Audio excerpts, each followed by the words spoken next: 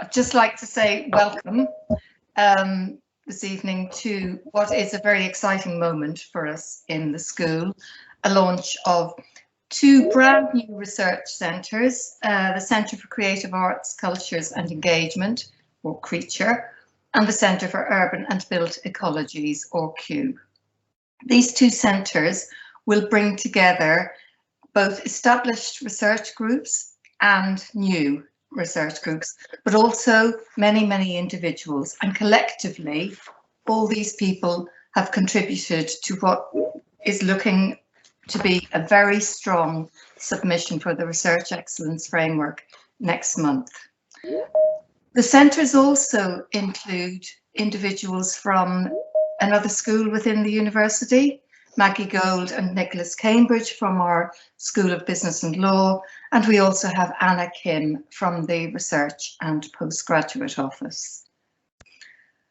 So as I said, exciting moment in time, which leads me neatly into introducing the first of two speakers who will speak one after another, who is Don Mcgraild, our Pro-Vice Chancellor for Research and Knowledge Exchange. Just had a message that my camera is off, apparently. Now, it's not telling me it's off. We can see you, Anne. It's just, okay, someone must be having a glitch. Okay. Okay, right, so back to introducing Professor Don Mcgraild. Don is our Pro-Vice Chancellor for Research and Knowledge Exchange, and is of course leading the REF submission for the whole university. Don's background is primarily, he's a historian, but writes primarily about diasporas in the world and the Irish mainly, but also a number of other diasporas. And then speaking after Don will be Sophie Clutterbuck. Sophie is our Director of London Engagement, and Sophie's overall remit is to deliver our new strategy, which led by our Vice Chancellor, which is called Empowering London, where the university will continue its good work in the city, primarily through knowledge exchange projects with partners. Going to hand over now to Don, and then Don will hand over to Sophie. Thank you, everyone.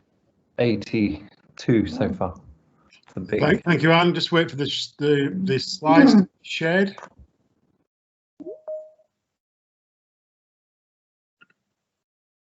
I'm seeing people waiting in the lobby over the top of my slides, so I may occasionally lose my footing. Thank you very much, everybody. It's a great pleasure to be here. I'm very excited about this. I mean, the School of Art and Design has done a great job developing its REF submission, but it's not really just about that. We try and take those things in our stride every 5 or 6 years, don't we?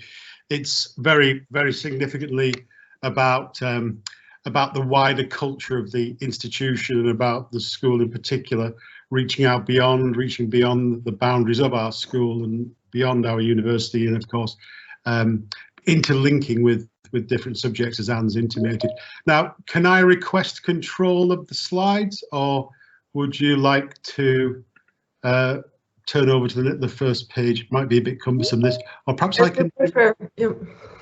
I can't do it. It's not like the collaborate. I can't just do it myself. So yeah, if you could turn over, please.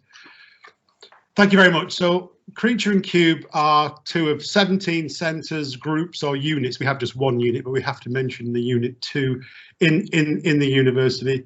It contains, I think, probably almost all these two contain almost all of the research active staff, those who are workloaded for research within the institution, who are working art, design, architecture, but others too who are interested in developing research. And of course, it's a home for our PhD students. And in fact, I actually think that PhD students should be members of our university, members of the graduate school, members of their own disciplinary school, and members of centres too.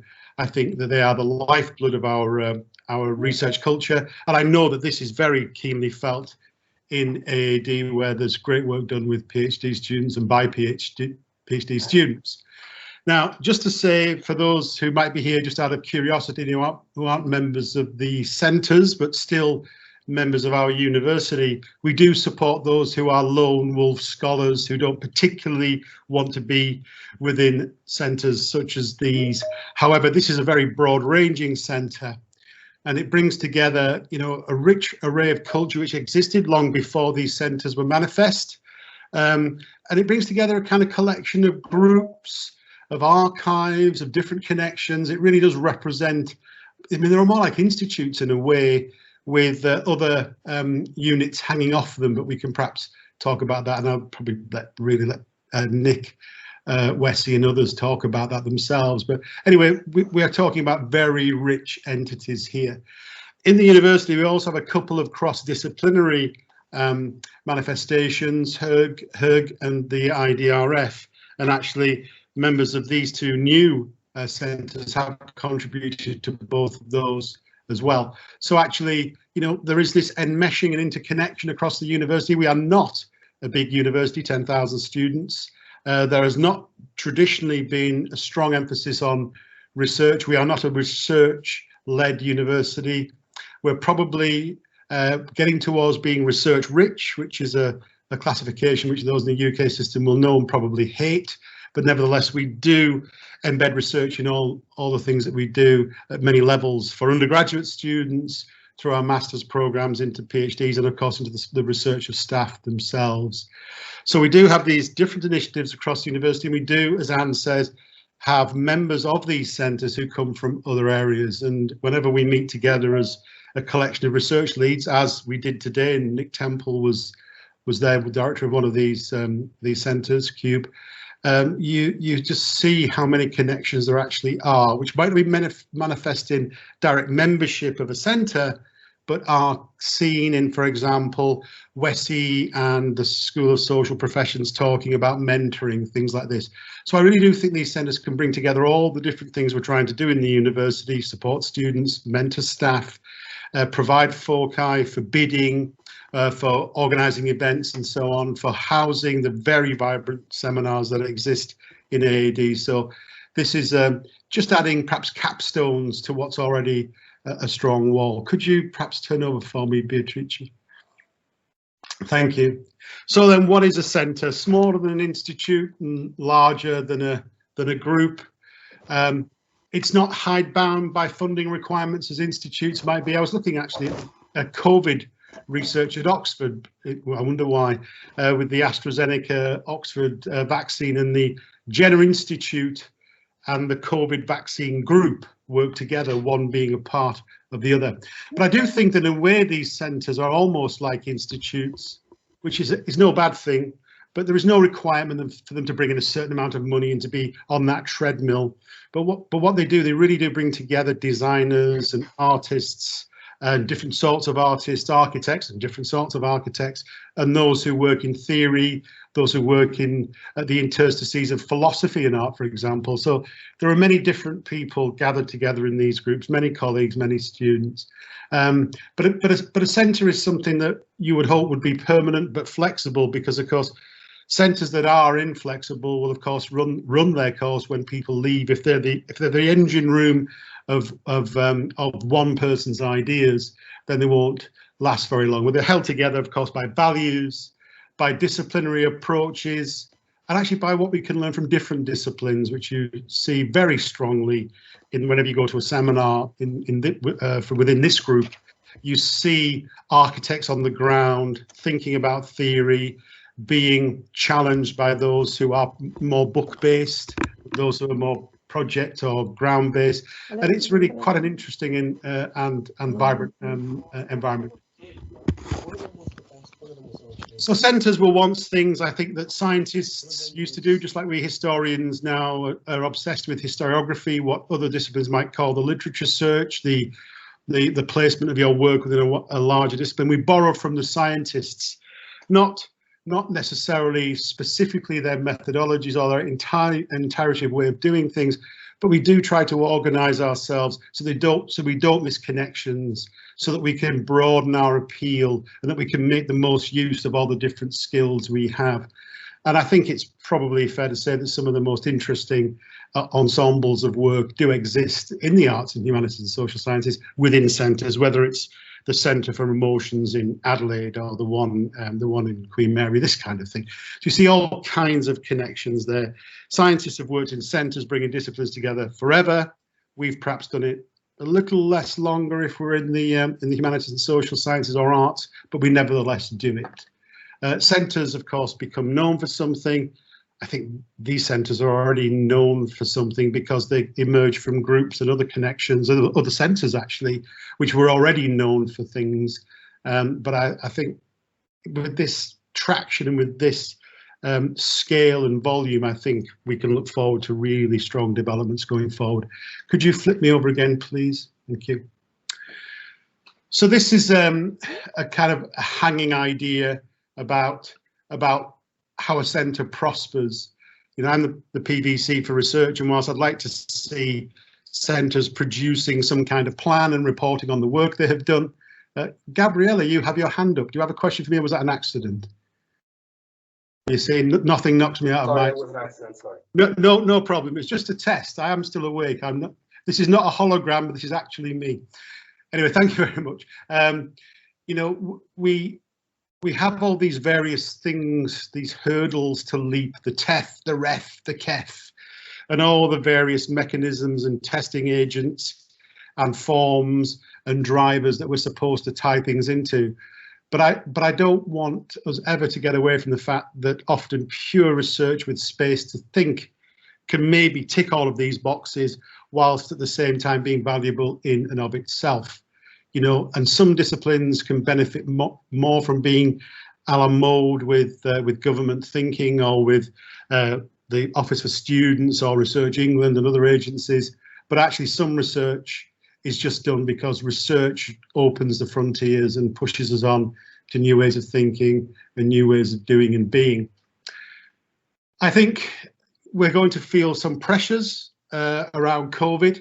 Yeah, don't laugh. It's like understatement. Not just economic ones, or I think intellectual ones, because of the amount of research funding that's going to go towards all aspects of examining not just how vaccines can crack COVID and new emergencies, new variants and different coronaviruses in the future, for example, but because there's going to be an expectation that other scholars engage with this too. And I don't think Cube or Creature need to worry about this, in the sense that we have lots of research going on around the university. It's about COVID that isn't actually about making vaccines. We don't really, we don't make vaccines. People may be working with vaccine makers elsewhere. Many of the connections in sciences go outside beyond the university, but actually there is work to be done around COVID, social recovery, about art, making sense of it all. I think there's lots of ways in which we can be involved in that, but I think we should remember that this is going to be a driver nationally for a decade, certainly for a quinquennium. Or even, yes, so we shall see. I think your centres have an advantage over some others in that you naturally bring together academics and practitioners, that those who actually do your subjects in communities, in business, in different countries, for example, that you naturally partner up with those outside universities. And I think the prospects for co-publishing, co-research, co-funding, which already exist, can be developed even further. And I think it will be a fruitful thing for your groups. I think there can be a sort of flexibility and responsiveness to some of the agents of change and some of the agents of making sense of the world that you can benefit from and you will benefit from, without losing that fundamental integrity and the commitment you have to your own particular piece of the academic and intellectual turf. And flip over one more. And there we go. This is me now, the final slide, and I think I probably wrote more or less at time. Better be quick though.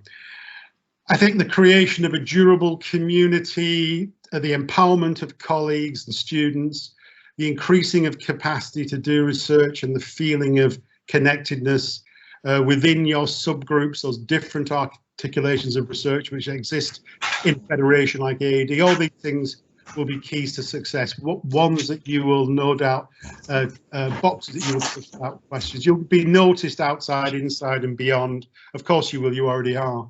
But this will go on. There will be successes. Funding grants will come in. International connections that exist will be strengthened and new ones will be made.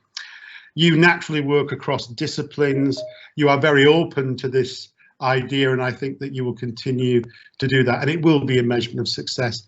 And I know that students are already highly integrated into your way of working, but to then articulate that through the framework of the centres will of course prove to the outside world what you already know, that you are a hierarchically, a diachronically and synchronically connected community, or two communities. But even then, the two centres themselves will be interstices, there will be connecting points as well.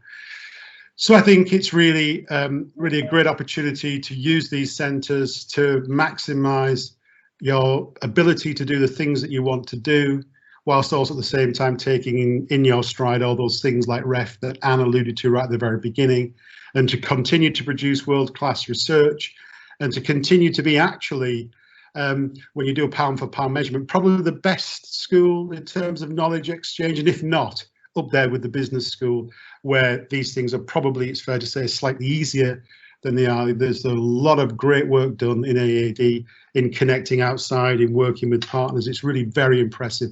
And the public face of our university is very often the AAD face, so it's an impressive situation. So as KE was my last little hook there, I think we can now slide seamlessly into welcoming our Director of London Engagement, a colleague I work very closely with, and we all do, Sophie Klauterbuch. Thank you very much. Many thanks, Don, and thank you everyone for inviting me tonight. I just want to have a quick explain about how our knowledge exchange works in relation to Creature and Cubed and across the university. And a bit about how our London Met Lab Empowering London, part of the university strategy, how we work with the local community and our local civic agenda. If you could go, oh sorry, I'll start here. Sorry, I can see the slides are up.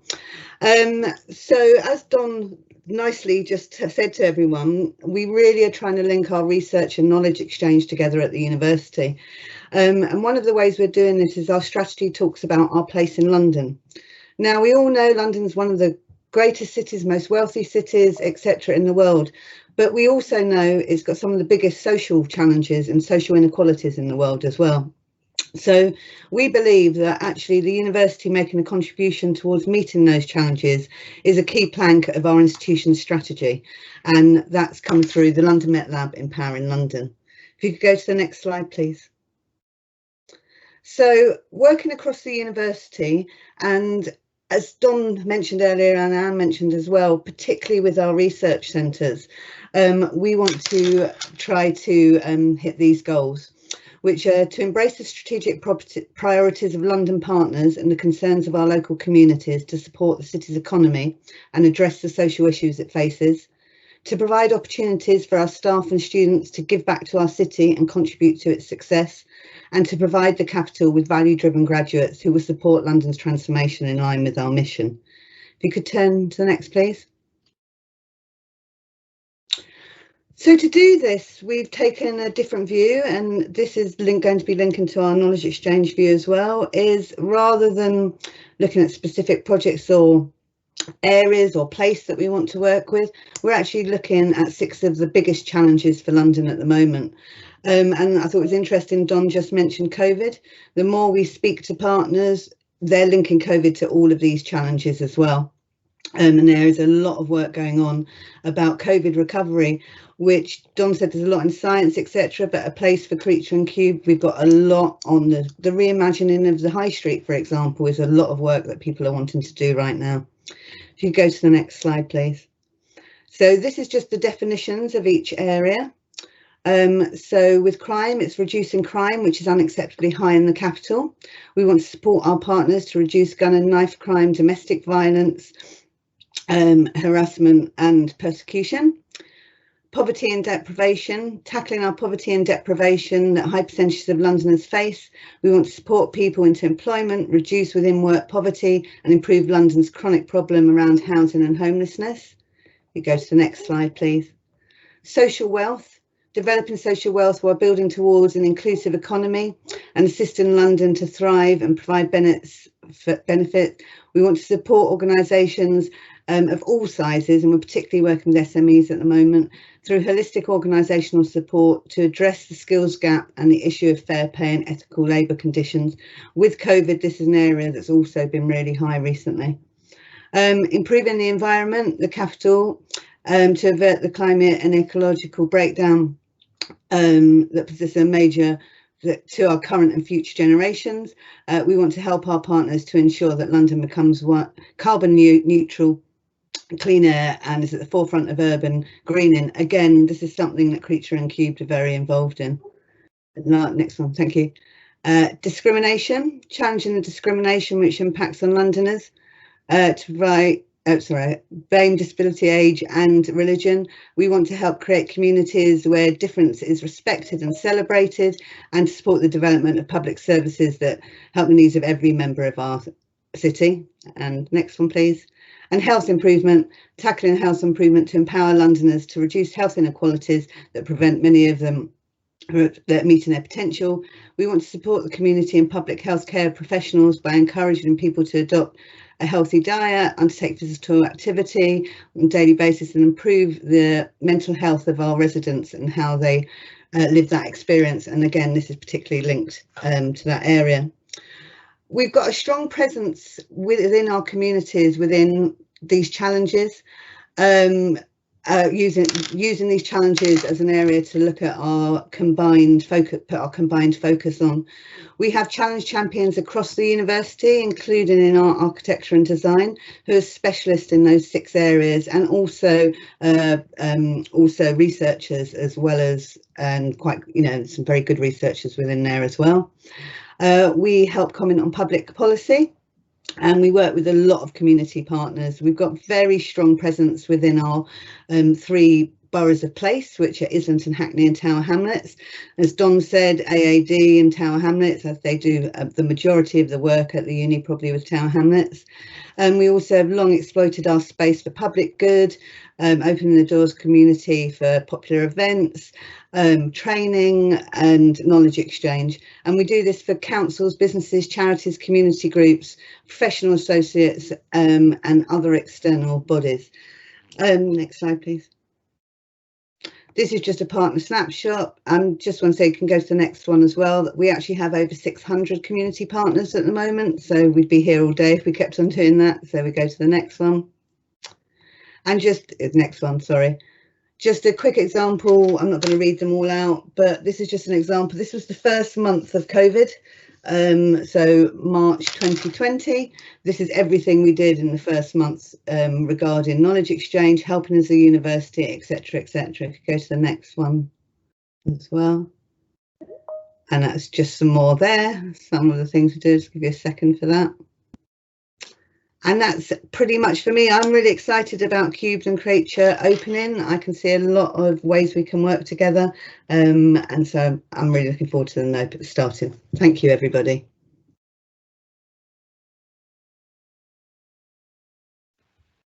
Sorry, I'm not sure who I'm passing over to. Is it Nicholas? Thank you, Nicholas.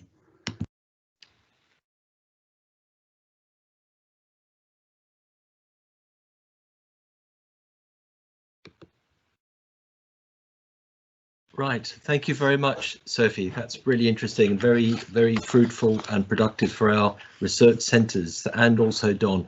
Let me introduce myself. I'm Nicholas Temple. I'm Senior Professor of Architectural History, and I'm Director of one of the research centres. And I'm going to be, first of all, kind of laying out a bit of background, a bit of context to the research centres. And then I'll be followed by Professor Wesi Ling, who will be doing a presentation on the other research centre, Creature.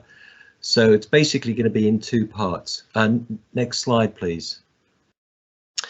OK, we basically have 2 research centres, as has been mentioned. Creature, that's a Centre for Creative Arts, Cultures and Engagement, and Cube, Centre for Urban and Built Ecologies. Next slide, please. These are just a couple of mugshots of the members of the management group of the 2 centres. There's myself at the bottom left-hand corner, and I'm the director, as I said, of Cube. Dr. Beatrice De Cali is the deputy director of the Centre of Cube, And in the top left-hand corner is Professor Wesley Ling, professors I've mentioned of creature, and the deputy director is Dr. Jacek Ludwig Karso. Next slide, please. Now, we're developing a research landscape in these two centres that is responsive to the range of research taking place in AED and inclusive to the diversity of research interests of all staff. This diagram you see in front of you basically just illustrates the broad structure of our current research landscape. As we've said, we have two research centres, Cube and Creature, with complementary research fields, visual arts, design, architecture, urban design, that are both integrated and divergent. Each centre contains three research groups with particular areas of focus as areas of research focused, while some researchers are members of university-wide research bodies, as Don referred earlier. For example, the Centre for Life Writing and Oral History, CLIO, Interdisciplinary Research Forum, IRF, and the Higher Education Research Group, HERG, which you can see in the circles on the right-hand side. A common thread through both centres concerns the interrelated social, cultural, and environmental ecologies. How intellectual and creative research is both public-facing and engages with critical global, regional, and local issues. A central platform of this philosophy is the university's Knowledge Exchange Empowering London initiatives, as Sophie's referred to. Interlocked, as invoked in the logo, the centre's joint logo, which you saw earlier with the two C's, Cube and Creature explore the complex intersections between the constructs of human imagination, the given conditions of human existence in the world in our changing natural order, and our capacity to emulate or reinterpret through making and performing. The centre contains, the two centres each contain three research groups, which you can see on the left-hand side with the intersecting circles, with particular areas of focus, of which more will be described. The broad infrastructure also contains that is the intersection between Cube and Creature, projects, liveness, archives, and works. These are support systems within AAD, which provide the necessary means for making, disseminating, promoting, and archiving of all the research activity that goes on within the school. Next slide, please. Now, a key signature of AAD is its reputation as a school where ideas are conceived and translated into physical or graphical works, be they buildings, sculptures, drawings, photographs, furniture, or public installations. Here on the left, we showcase just samples of portfolios of internationally recognized practice-led research that will form part of our ref submission. More of this will be described later in the specific presentations of the centres. We have an outward-looking emphasis on our research, demonstrated by our AAD sessions, which is the page on the image on the right, actually comes from the web page of these events. A series of public events hosted by the research centres, where scholarly and creative ideas are presented and debated in the form of formal lectures, presentations of art, design, and architectural practice. The seminars serve as a forum in which researchers, both traditional and practice-led, can test and present their ideas in conversation with peers and a broader audience. Next slide, please. Next slide. Now I'm going to be doing a particular presentation of the research centre that I direct, that's CUBE, the Centre for Urban and Built Ecologies. Next slide, please. Now, CUBE brings together architects, urbanists, artists, designers with collective research interests in the environmental, social and cultural ecologies of cities. Research draws upon a wide range of themes, topics and issues that emerge through productive exchanges between architecture and urban design, critical ecological studies in the visual arts and architectural hermeneutics. CUBE aims to provide a creative and intellectual platform for cultivating dialogues between historical, philosophical and critical perspectives on the city. Next slide, please. Basically, CUBE consists of three research groups: architecture, rapid change and scarce resources at ARCSA, cities, The third one is ecological, architectural and civic humanities and design. On the right hand side, you've just got a kind of a list of membership of the groups, which I'll go through some of those actually in the course of the presentations. Next slide, please. Now, CUBE has a number of really active research events, forums, discussion platforms, conferences, workshops, etc. These are two examples. On the left-hand side, we have a Living Memory of Cities seminar series. This is a joint project, joint venture between CUBE and Eric Parry Architects. The project basically initially is a series, a lecture series by internationally renowned academics and practitioners, exploring various themes related to the living memory of cities. And alongside that, we also have the plan for a future research project, which will develop into an area for exploring the issue of amnesia and memoricide in the cities of both Europe and worldwide. The slide on the image on the right relates to a series of workshops, which is being organised by Jane Glossick, and it's around aspects of urban depth within cities. This is an examination of the influence of different urban conditions on the social life within cities, based on earlier research work on urban structures conducted by Mike Brearley and Jane Glossick from the Cities Group.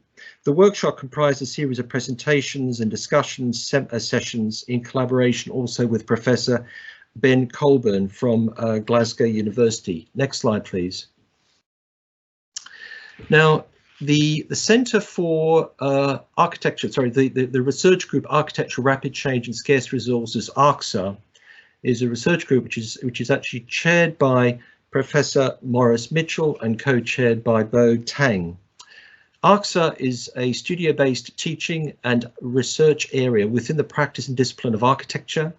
The aim is to extend knowledge of physical and cultural influences on the built environment with a focus on situations where resources are scarce and culture and technology are in a state of rapid change. Next slide, please. Now, the projects, there are a number of projects that ARCSA has been doing. It's perhaps the most established research area within AAD. It has a long-term connection relationship with a number of different regions of the world, and it's very much a grounded research enterprise initiative involving students as well as staff and people, local people within regions. These are some examples of the work that they do. Lines through the city. This project connects, extends and amplifies the place-based research conducted over the past 12 years by Professor Maurice Mitchell and Dr. Bo Tang, and also by Beatrice De Cali in transitional settlements in Freetown, Sierra Leone. The aim of the project is to support the development of robust research partnerships with local and international institutions working in Freetown on questions of urban development, architecture and social cohesion, community engagement. The image on the right is reference to a PhD, Civic Engagement Permafrost, which further refers to the ongoing concerns about the interrelationship between the idea of civic life and the threats of climate change. Next slide, please. There are a number of research outputs that have been produced, impressive research outputs being produced by ARCSA.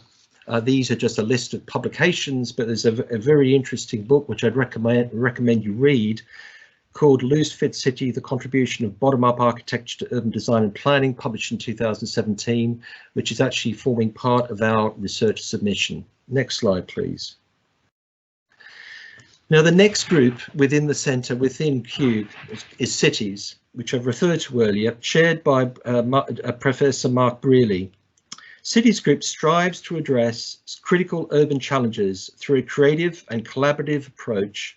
The group utilises a range of inventive visual and design-based methodologies at the intersection between the arts, humanities and social sciences to tackle the most pressing social, economic and environmental issues that cities are facing today.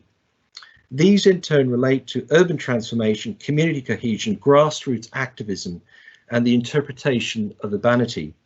Cities actively fosters a co-productive approach to urban research, working partnership with a diverse range of non-academic, community-based and civic institutions in London and internationally. Next slide, please. Again, these are just some examples of projects that they're undertaking or have done. The Good City Has Industry is a project which is ongoing, started in 2013 by Glossick and Brearley.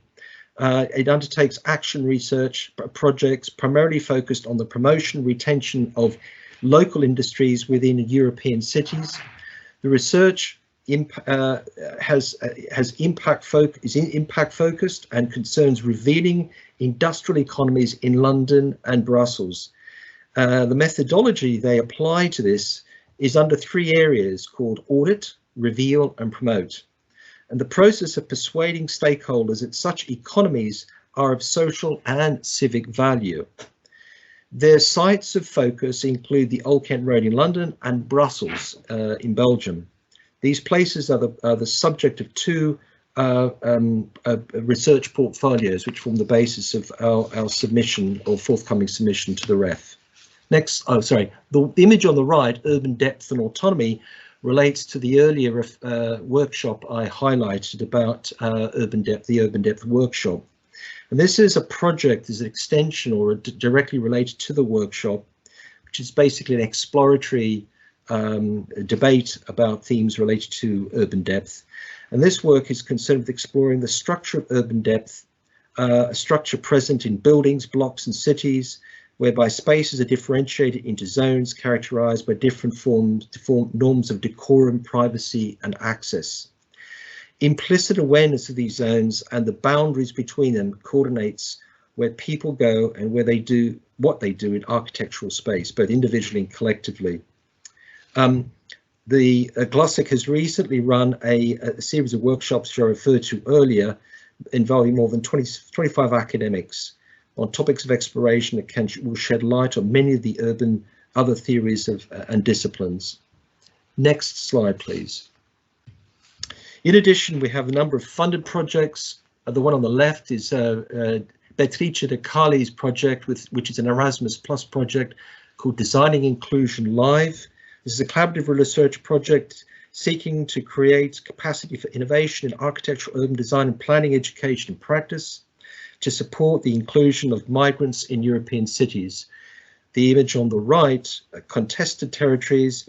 This is another collaborative research project by De Carli, and this one is bringing together an international interdisciplinary network of organizations from across Europe and Latin America to generate conceptual and empirical knowledge on innovative and sustainable bottom-up models of territorial development. Next slide, please.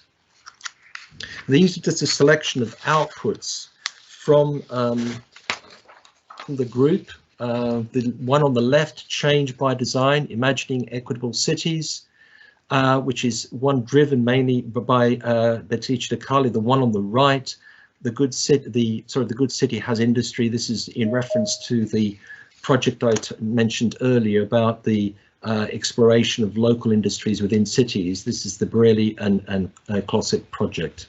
Again, 2 portfolios. Next slide. Now, the third research group I'm going to be exploring very quickly is the Ecological, Architectural and Civic Humanities and Design, ECHID. Now, this one is actually chaired by Dr. Matthew Barrick. ECHID provides a focus for interdisciplinary research in the fields of architectural, artistic and urban design practice and the humanities.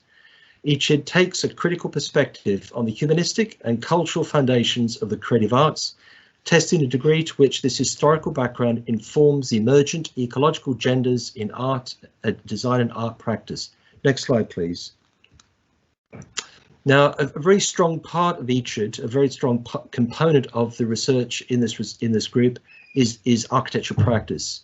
We have a very eminent architect in the group, Professor Peter St. John, who's undertaken some really major projects, again, which form part of our impressive portfolio for REF. The one on the left is the Newport Street Gallery. This was a private gallery commissioned by the artist Damien Hirst and involves the conversion of an extraordinary terrace of listed buildings which were originally used in the 19th century for storing stage scenery. And this was extended to create this really impressive gallery space as well as a restaurant. And it was a winner in 2016 of the RBA Sterling Prize. The image on the right is a project which they did, an installation for the Venice Biennale in 2018 called Island. And the project is essentially a kind of scaffolded installation built around the British Pavilion in Venice as part of the Biennale event. And the theme Island was explored in the context of post-colonialism, in the context of Brexit, and of course in the context of climate change and the threat of rising sea levels on the culture and the fabric of Venice. It was a very provocative project, and these all again form the basis of impressive portfolios of work for our ref submission. Next slide, please. In addition, we have projects in ECHID which have quite diverse textual and also very much grounded in surveys exploration of urban conditions. The image on the left is reference to a project that I've been doing. It's from a British Academy funded project, and it's related to an investigation of a text, an unpublished manuscript called I Commentari, the three commentaries of the early Renaissance artist Lorenzo Ghiberti, probably the first piece of writing ever done on the history of art and also the study of optics. The work is unfinished, obscure, and very difficult to translate. But I'm part of a research team which includes somebody from the Courtauld Institute, Rome University Tor Vergata, and the Getty, and also the Frick collection in New York. And we're putting together a complete translation of the work and a detailed commentary for the first time, we're hoping the publication, a 2-volume work to come out of the Getty Foundation publications. We're still waiting confirmation on that. The one image on the left, on the right, refers to a project that has been undertaken by Dr. Matthew Barrack, who's of course the chair of ECHID, Urban Informal Order. And this body of work asks what today's city is in order to question what the role of architecture ought to be, with a specific focus on contemporary urban Africa. Key strands of inquiry include the interlocking of spatial and social orders of informal settlement, challenges for architectural practice in the context of urban informality, the material culture of the shantytown domestic interior. In these, the work that Matthew has done has been of seminal importance to really understanding the sites of urban change in these shanty towns in Africa. And again, it's a vitally important part of the research that we're doing and reflects the diversity and richness of the research in Cube. Next slide. Now, ECHID has also been fortunate to produce some impressive published work in addition to portfolios. These are just a sample of 4-star rated outputs, 3 or 4 star, but many of them 4-star. Everything from studies of festivals and cities, Gothic architecture, and the symbolism of light, which of course relates to the Ghiberti project I referred to earlier, the translation of his text on optics. It's an area that I'm interested in. A global survey and investigation of classical architecture in the context of slavery, trade, and also colonialism, and the subject of architecture and the language debate, looking at the relationship between language and architecture in early modern Italy. Next slide, please. Broadly, also, Cube has a number of exciting future projects which are under development. The one on the left is a project that I'm doing called Architecture, Nature and Experience of the New Climate Regime. This relates to a major collaborative research project with a cultural environmentalist, a cultural geographer, environmental designer, an environmental philosopher, and an architect, an eminent architect. And we're looking at the status and meaning of nature in our culture through the lens of architecture. fundamentally challenging a lot of this debates about the very existence of nature in the age of climate change. The image on the right is a work that Beatrice De Carli is working on, and this is through her central role in the Architecture Sans Frontières in the UK. The project, which forms the basis of a fellowship application, explores the possibility of adopting solidarity as a frame of reference for the spatial practice that connects across difference. Next slide, please. Next slide. Hello? Ah, right. Right, that's my conclusion of a cube. Now I'm going to pass over to Professor Wesley Ling, who will be doing a presentation of creature. Next slide.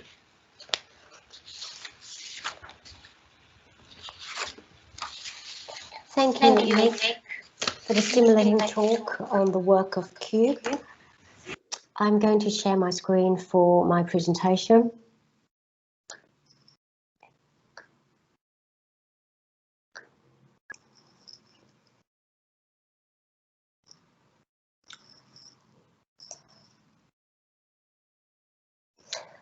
Here, I welcome all of you to Creature, our new research centre for creative arts, cultures and engagement.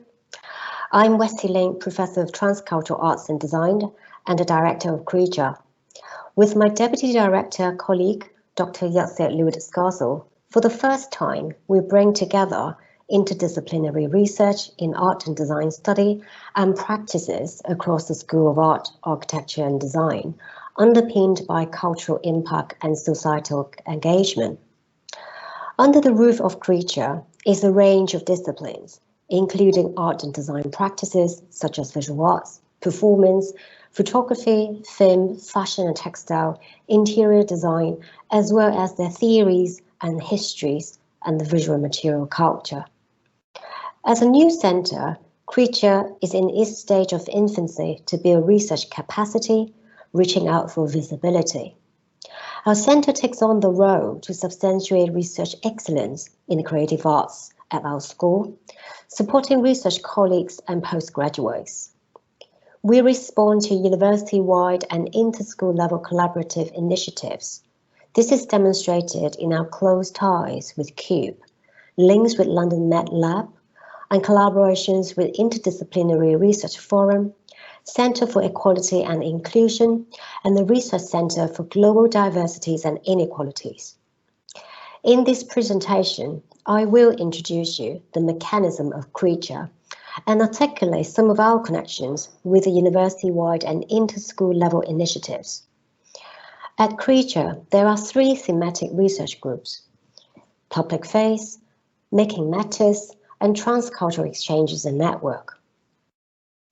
Led by Dr. Jacek Lewis-Scarsel, Public Face deals with public and performative activities, with a particular focus on the practices in art, architecture and design.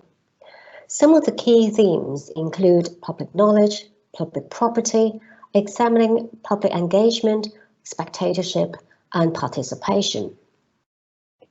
Members of the group range from visual artist researchers to performance art researcher, to curator, to cultural study researchers, with work executed as exhibitions, performances, curatorial shows, alongside publications. For example, our artist colleague Bob and Roberto Smith exhibition at the Royal Academy of Arts, Dr. Scarsel's performance piece at the Tate Modern, and hot off the press, Margaret Gold's co-author volume on Festival Cities, among many others.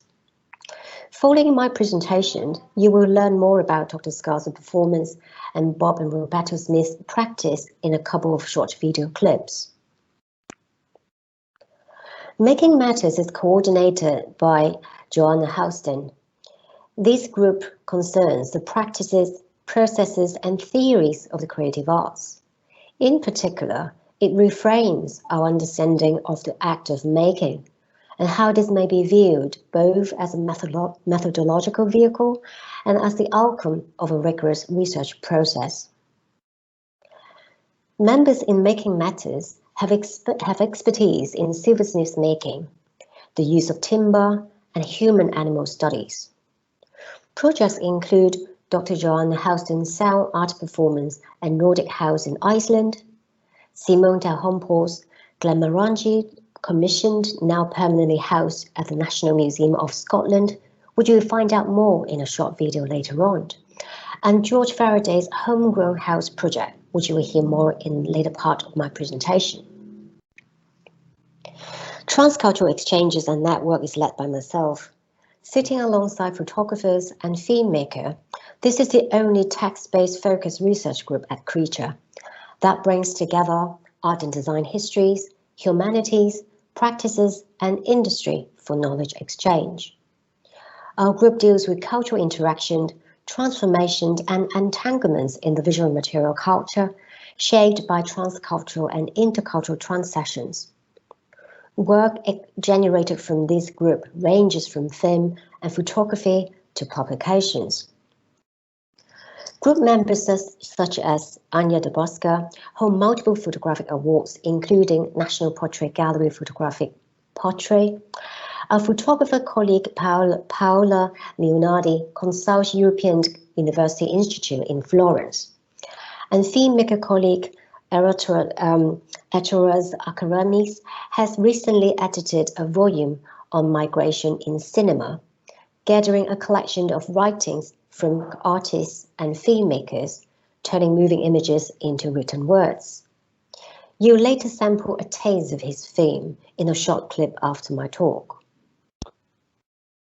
On the other hand, art, design, and cultural historians in this group take on a critical approach to migration, post-coloniality, decoloniality, transnationalism, inter- and transcultural identity, decentering Eurocentric design and fashion study, and architectural education from Asia to the global south to the fringe of Europe.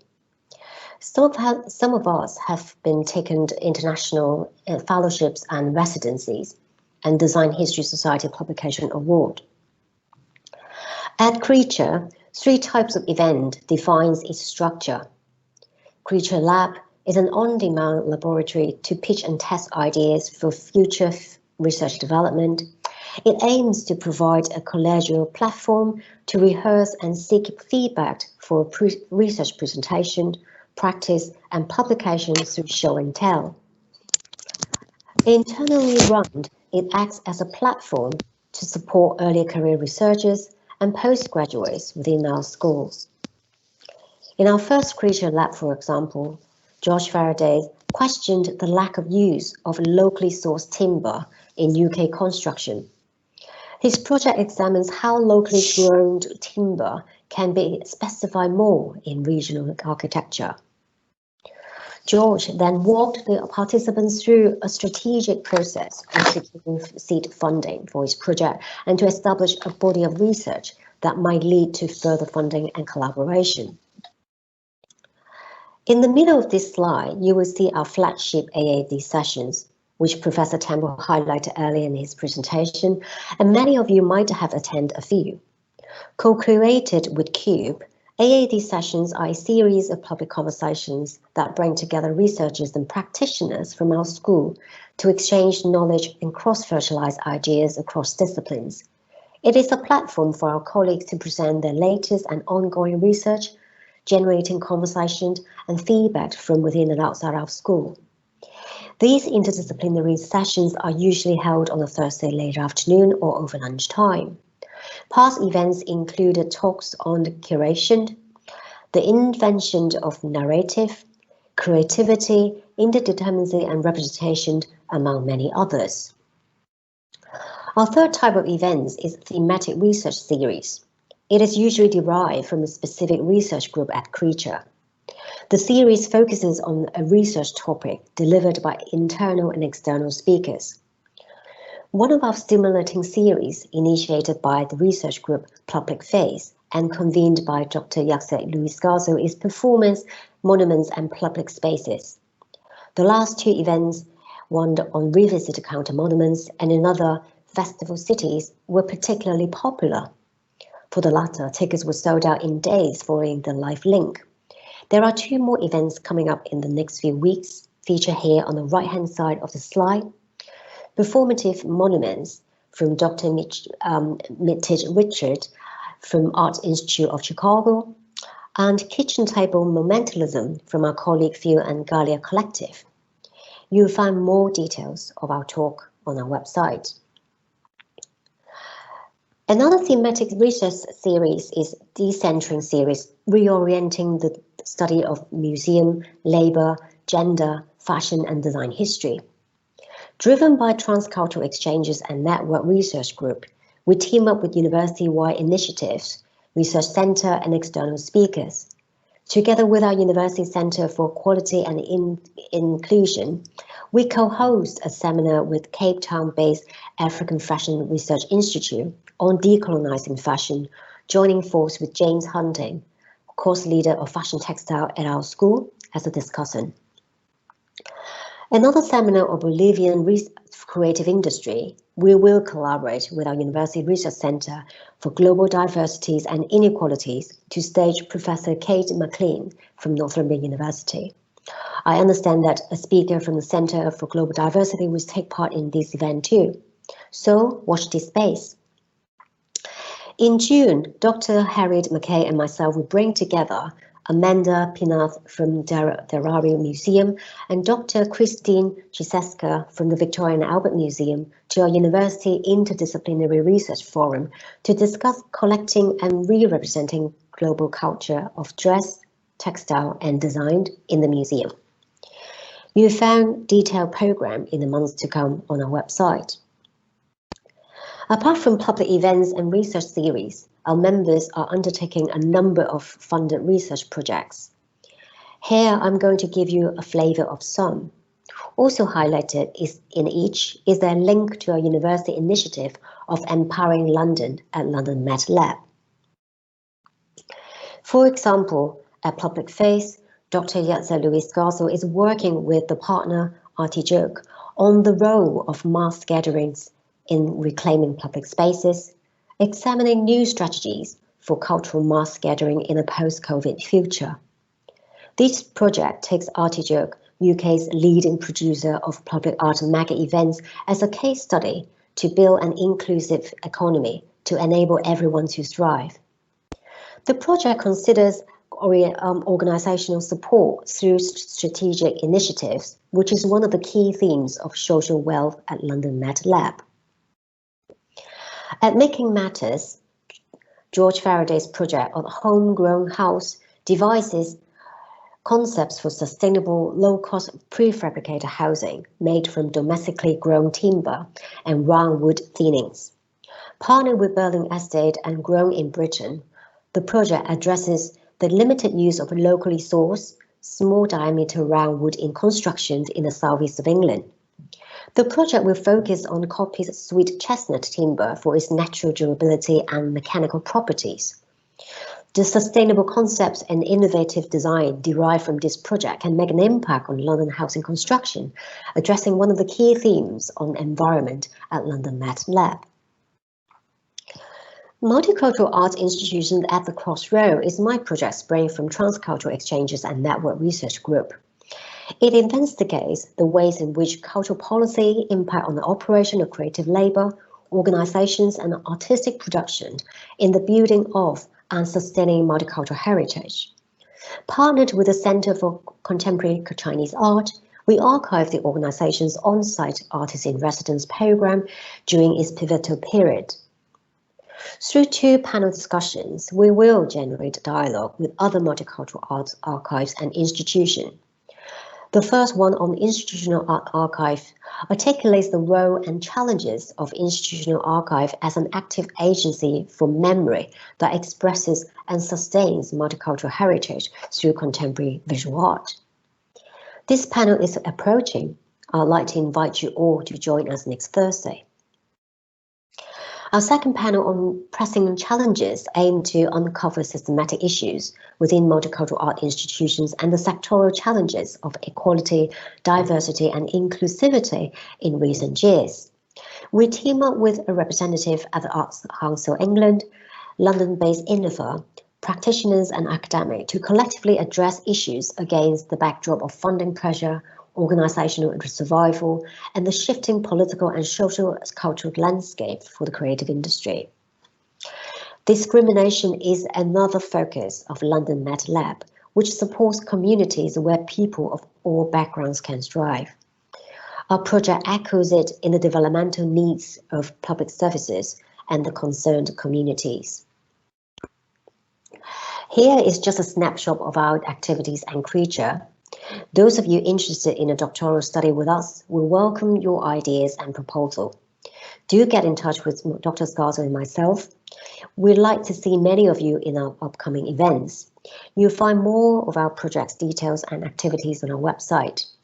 Our research assistant, Hanapa, who has been working tirelessly on the logistics of our centre, will navigate with you our news centre website following the presentation of our invited speaker. And now, for those of you who are not in front of the computer and simply putting its volume up, may I call you back to the screen? We have prepared a few short video clips from our centre members with their work ranging from film to sculpture to performance to visual arts. Dr. Yatza Louise Scarzo, Reader in Art and Performance and Deputy Director of Creature, will introduce you the richness of the creative practices of our centre. Without further ado, I'd like to hand it to Dr. Scarzo to introduce this exciting work. Over to you now, Yatza. Thank you very much, Wesley. And in the meantime, perhaps if Beatrice, you can go back to the slides so we can show the videos. I should first of all introduce this section by saying that very unfortunately today we were supposed to also have a contribution by Dr. Nadia Swabi, and unfortunately Nadia is having a medical procedure and could not attend today. Obviously, no time like the present is reminding us more than ever how health comes first, and so we wish Nadia a quick recovery. But also I wanted to say that we will host her talk in our forthcoming Creature sessions. So I should say Nadia is a curator at the Institute of Contemporary Art, the ICA. She frames her research at the intersections between Black feminism and contemporary art curation. Her performance lecture will be based on her recent monograph, Becoming with the Archive, Blackness, Gender, Diaspora. So Wesley and I have planned today that in Nadia's absence, we'll take the opportunity, as Wesley said just now, to share with you 4 videos.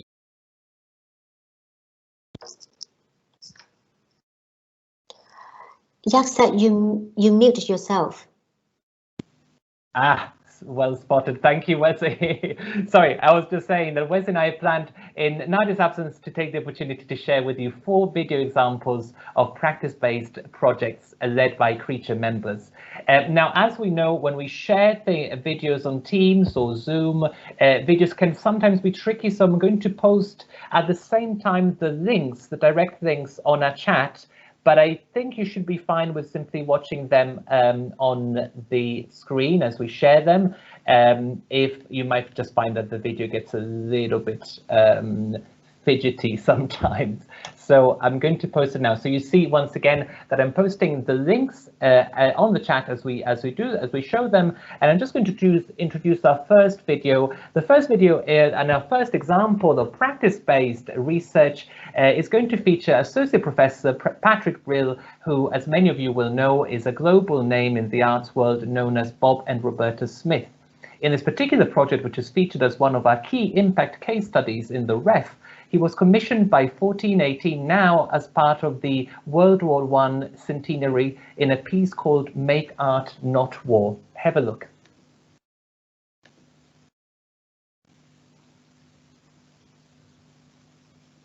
I think, Beatrice, you need to share it with, you need to allow the sound. I'm an artist. I'm interested in how art affects change and how creativity is fundamental for all of our lives. After the First World War, people began to realise just how important creativity was, especially for young people. Earlier this year, I went to the Yorkshire Sculpture Park, where there is an amazing archive showing the work of Franz Chiswick. Chiswick was a man who founded something called the child art movement. And And the child art movement encouraged all children of all ages to make art and be creative. He was definitely saying it was not about creating artists, it was about enabling people to fulfill their potential as creative human beings. So after the destruction of the First World War, were they trying to say that creativity was the response somehow? I think they probably always believed that creativity was an innate and wonderful human attribute that we needed to nurture, definitely. So this idea of creativity being important to us as human beings seemed to become very popular after the First World War, not only for artists, but for everyone. We've made some films to show how some creative people work. They were all asked to make a work of art in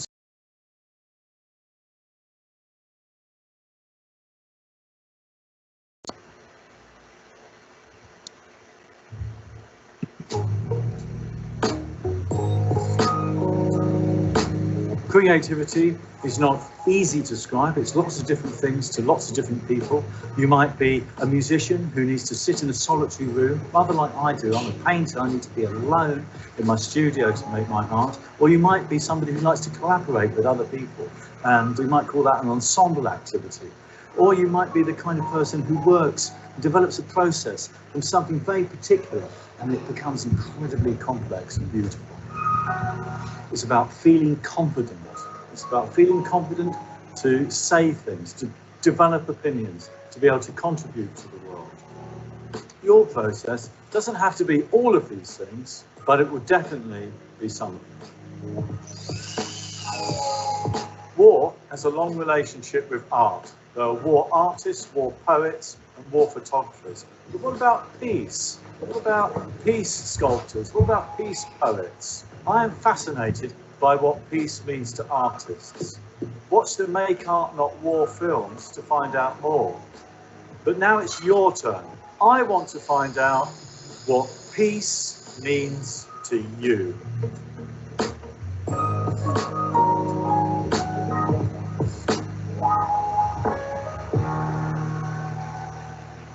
Thank you, Beatrice. That's great. In our second example, I'm delighted to share a work by Simone ten Hompel.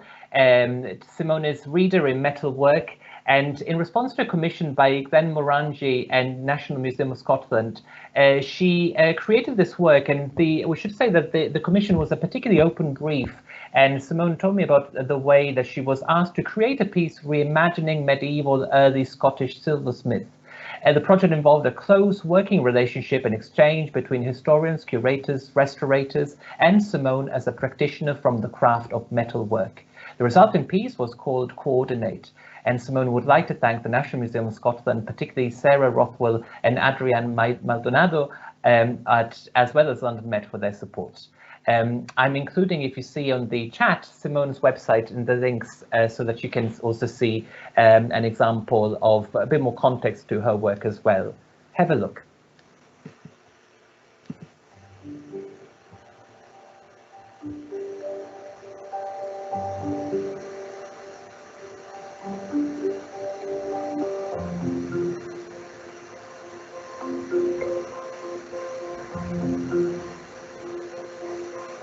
My name is Simone ten Hompel. I'm standing in front of the piece I made for the National Museum of Scotland. It is a commission piece by Glen Morangi. The whole piece is about locations. It represents places in the museum and places in Scotland. And so it resembles loosely an interpretation of Scotland. I imagined walking around the piece, seeing it from the dark side, from the underneath side.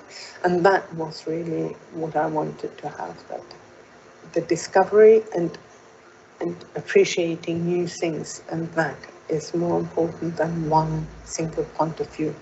The color represents the peats, the heather landscapes, and obviously the shades of whiskey. So coming into the museum the first day, all of a sudden I come around the corner and there were these 3 artifacts. One of these was this fantastic brooch with sisal kind of decorations, but it's a piece that always puzzled me. I wanted to represent something of that dynamic and make an aspect of that, or the sort of flavor of these pieces. In the museum, the early people spaces in the basement. In there, I found all these artifacts about spoon and bowls, where I could see, yes, that resembles my trade, my craft. A particular aspect in this showcase is the chain, and on the first day I was able to hold one of them. And those chains, they really fascinate me because there are so many unknown questions about them. There was a particular bowl that fascinated me more than others, and it had a very geometric decoration on there. I traced back the lines onto the piece.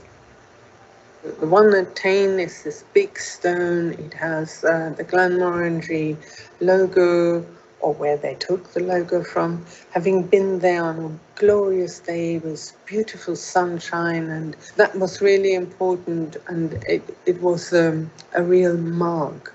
And so that element is like a real mark. It sticks out of the piece.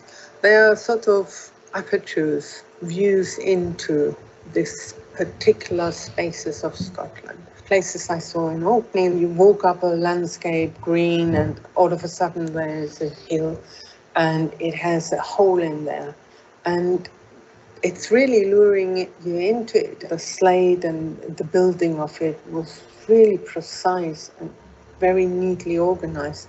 And inside there were, again, some square chambers, and it was very geometric. They are cavities of time, but they are also more the imagination of that time.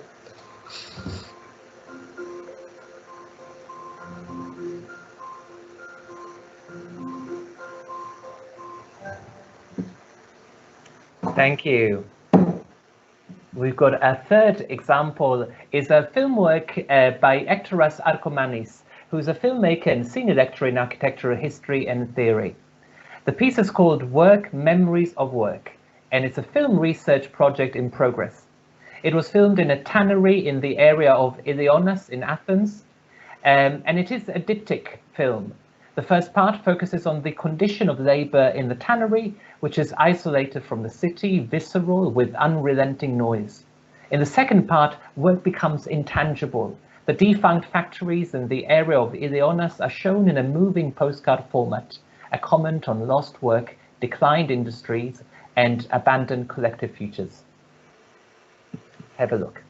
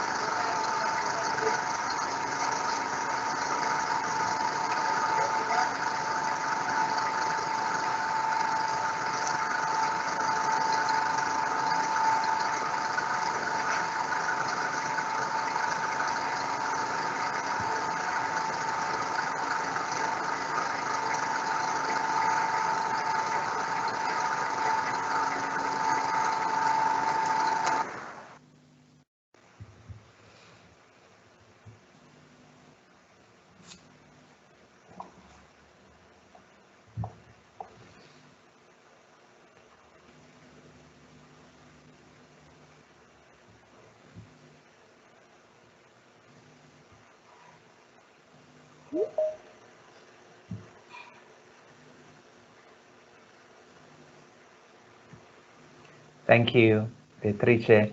In our last example, I'm going to show a collaborative project that I had the pleasure of leading as part of our associateship with Tate Exchange at Tate Modern. The project is called The Pecking Order, and it's a performance virtual reality installation that I created in collaboration with our school, with Anis Gallery, AVL London, and Yelmer Twinstra, as well as also involving our undergraduate theatre arts students as performers. So we might, Beatrice, I'll tell you some point maybe to, we'll just show an extract of this next one. Thank you. Expect something a little eerie, but quite whimsical at the same time. I'd say something quite different as far as like installation art goes. This exchange of the power dynamic that you were watched, and now you are the one watching, you are the bird. Power comes very much from how you present yourself to other people. It's how you interact with people and what you make of it, what you use it for. It's about that tension between us knowing that we're being observed, whilst at the same time understanding how we position in relation to others.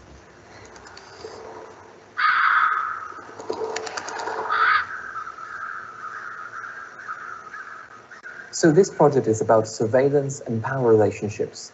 And these, of course, are very important subjects.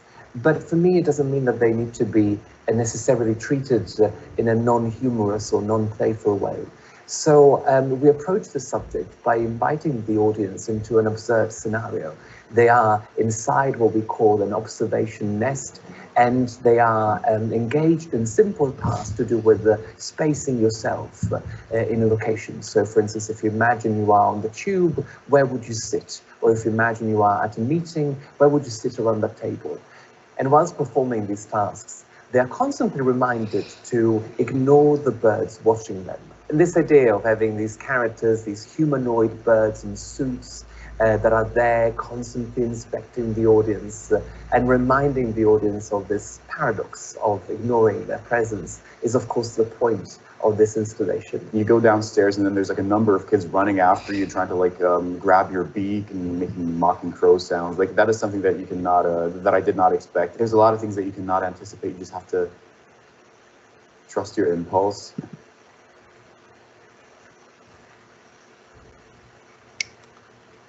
I think before. I particularly enjoy it when I see children or family audiences engage with the humanoid birds around the Tate Modern. And I love the fact that this can provide an imaginative experience, so that there are different levels of entry to this installation. And I think that's, for me, what art should do, so that a specialist spectator, as much as the broader notion of the public in mind, can both enjoy the same project for different reasons. People are really curious as to what is going on. And it's been amazing to see the students bringing people up through the building as well. This sort of Pied Piper trail of people following those students up into the space. In art, you are limited by the physical set and by the resources you can use. Meanwhile, in VR, you can create any works you want. So when it comes to art practice, I think it's great connection between the two, especially Thank you, Beatrice. The physical part he has. Thank you, Beatrice. I think we're having a couple of issues as I said before, we've included the links on the chat as well, so for you to browse at your leisure later on. And so thank you very much for giving me the time to show some of these works. I hope the medley of pieces that I've shown you can give you a more tangible sense of the variety of projects that we're conducting here at Creature. And I'm now delighted to hand over to Dr. Beatrice De Carli to introduce our guest speaker. Thank you, Beatrice. Thank you. So my name is Beatrice De Carli. I am a senior lecturer in urban design here at the School of Art, Architecture and Design, and I serve as the deputy director of CUBE. Most importantly, I'm very excited, and it is now my great pleasure to introduce this evening's guest speaker, Professor Renata Tyszczuk. Renata holds the chair in Architectural Humanities at the University of Sheffield. She is an academic and an artist whose work explores questions concerning global environmental change and provisionality. In 2013, she was awarded a British Academy Fellowship for work in this area, which led to the monograph Provisional Cities that was published by Routledge. For her current research project on collective scenarios, she has been awarded a Leverhulme Trust Fellowship, which is ongoing. Renata also convenes Culture and Climate Change, a framework for projects and initiatives that explore the cultural dimensions of climate change. Renata, thank you very much for joining us this evening. I will now leave the screen to you, and we are really looking forward to hearing about your work. Thank you very much, Beatrice, and thanks everybody for the invitation. And it's really exciting to see the range of projects that Cube and Creature are doing and will do in the future, I'm sure. And congratulations on your launch. I'm just going to move to my screen.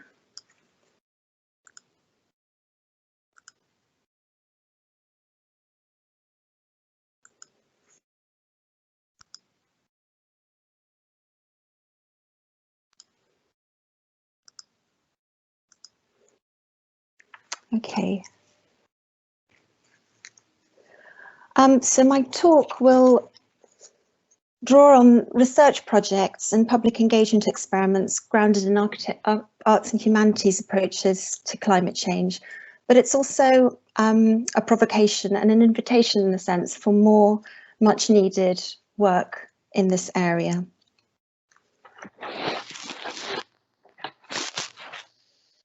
Times of urgencies.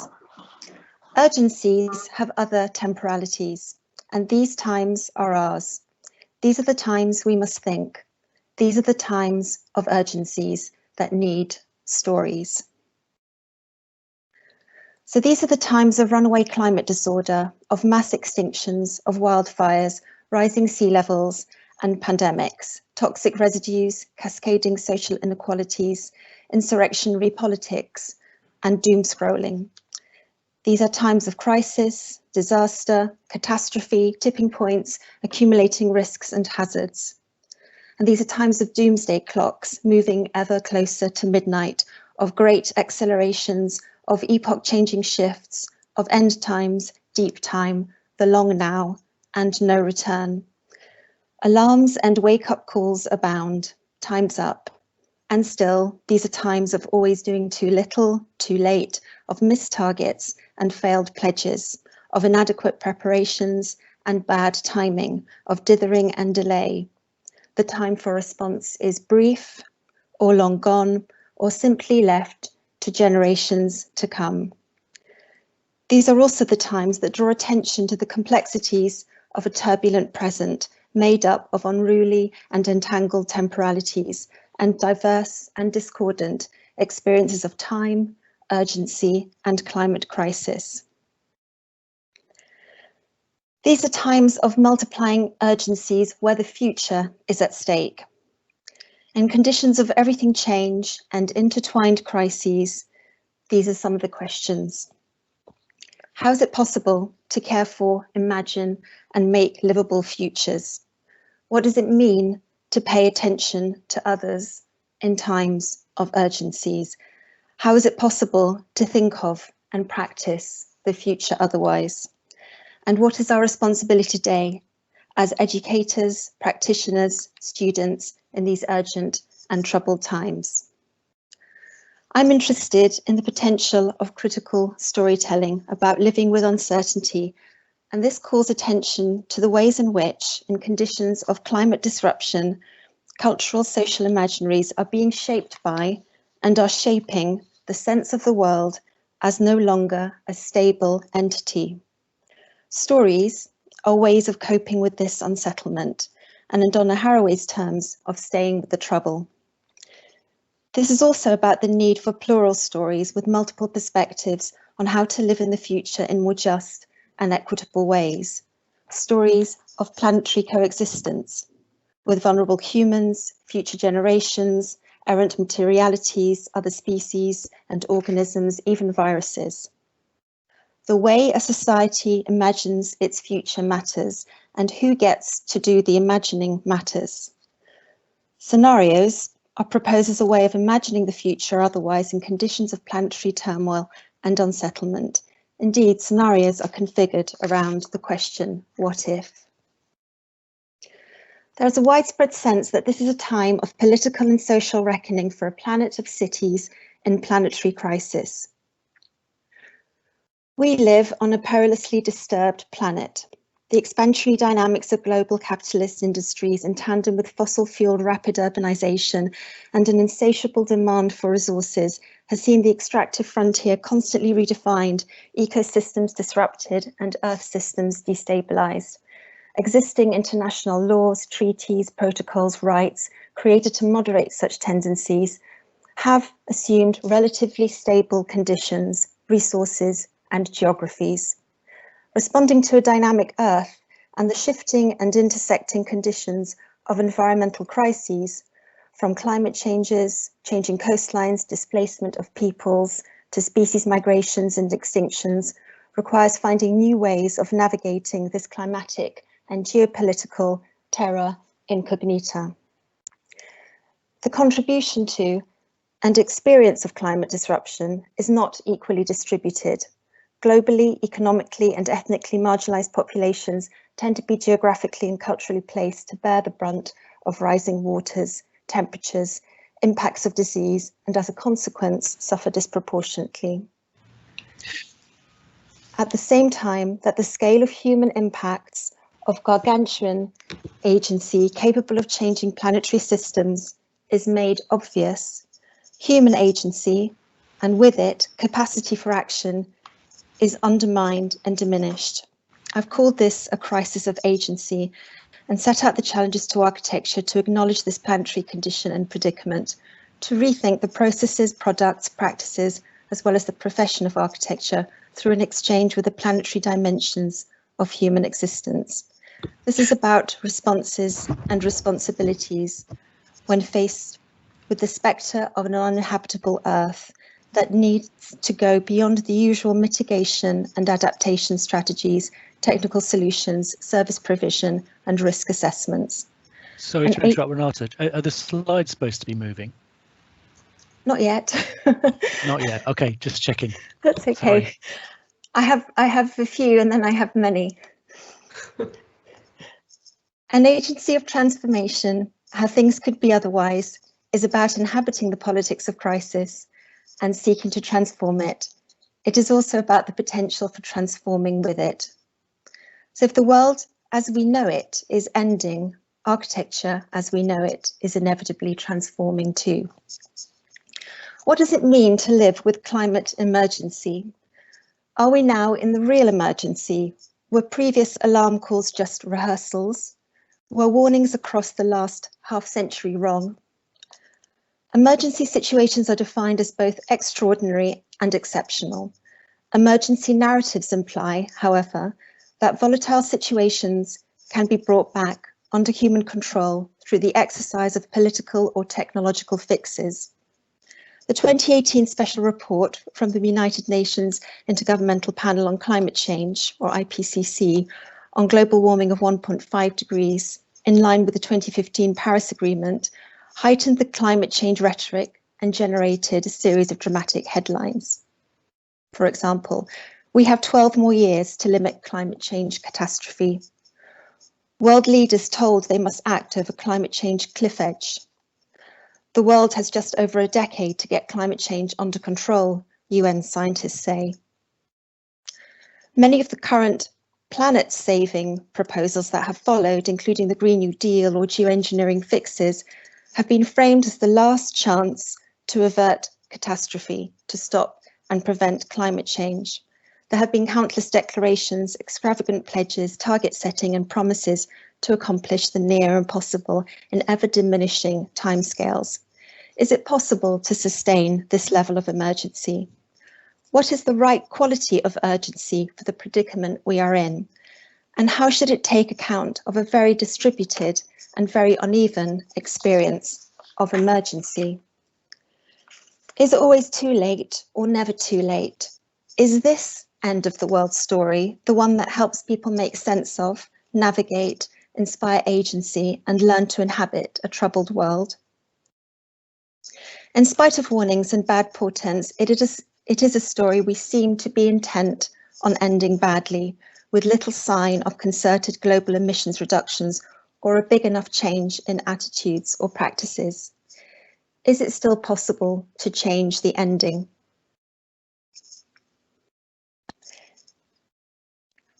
It is as though the intervention of the virus could serve as a dress rehearsal for the next crisis, the one in which the reorientation of living conditions is going to be posed as a challenge to all of us, as will all the details of daily existence that we will have to learn to sort out carefully. I am advancing the hypothesis, as have many others, that the health crisis prepares, induces, incites us to prepare for climate change. This hypothesis still needs to be tested. That was Bruno Latour in March 2020, along with many others who were discussing this very question. So is the COVID-19 pandemic a rehearsal for the far greater challenges, not only of impending climate catastrophe, but also the far-reaching disruptions accompanying system transformation? Life in the time of COVID-19 has been about reflecting on responses and responsibilities, and indeed on how to cope with emergency. The pandemic has revealed how interrelated, interdependent, and also how social we are as a species. It has exposed inequalities and vulnerabilities, those without refuge, as well as the fragility of our systems and services, the lack of preparedness and action in spite of warnings, how the issues we face are multi-scalar and transboundary, what is missing and what matters. It has surfaced the importance of community and social infrastructures, the importance of provisioning, reproductive economies, protecting lives at risk. It has thus revived care, hospitality, cooperation, generosity, and humility as guiding principles of good citizenship and inhabiting the earth, and perhaps even given us a glimpse of what could be possible with concerted state and market responses. Some governments and nations are capable of profound change at pace and at scale. This doesn't mean to say, though, that we now have a finished script for action, or that we are in any way ready for the interlocking, cascading crises of climate change. Deploying a crisis and emergency frame can help to attract attention, promote altruism, concentrate resources, and provide public legitimacy, but it can also serve to obscure the hidden and inertial causes of climate crisis and produce states of exception. Giorgio Agamben warns how so-called securitization measures and their regimes of micro-regulation of behaviours, aka social distancing, will become the model of politics. Scientific expertise, as well as political and fiscal strategies deployed in response to the pandemic, ultimately seek to return us to the status quo, financial, social, economic, political.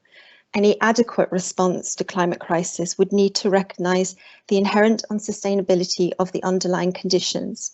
Things can and should never be the same again. This time of climate and ecological disruption could nevertheless open up possibilities for collective experience of climate futures, but where the outcomes are unpredictable and not predetermined. In other words, rehearsal invites a sense of the ongoing testing and experimentation that will be required for future ways of inhabiting the earth. So he said, what do you and your ministry know about the future then? We can only model scenarios, she said. We track what has happened and graph trajectories in things we can measure, and then we postulate that the things we can measure will either stay the same or grow or shrink. And that's from Kim Stanley Robinson's The Ministry for the Future. Sorry, Renata, I hate to interrupt you, but we're still on your first slide. Is that where you're supposed to be? I didn't want to disturb you, but we're still on your first slide here. Oh, I didn't realise, I'm sorry. No, we have to move through quite a few slides. Yeah, sorry, I do apologise, but we're just concerned that sometimes it gets stuck. Okay. We're still on time of urgencies. Can you move the slides, or is the system just stuck? You may have It looks to be stuck, so maybe Beatrice can help me out. Shall I exit from there? If you exit and then re-enter, that's the best option. I can also share another. Oh, hang on, we've got another, right.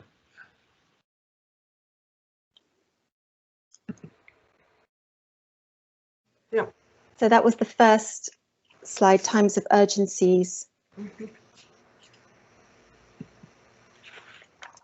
And the quote.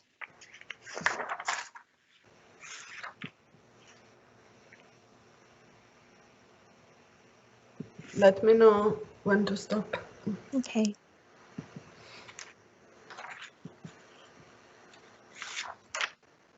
We can stop here. Okay. So I'll read the quote from Stanley Robinson again so we get to the right place. So he said, "What do you and your ministry know about the future then?" "We can only model scenarios," she said.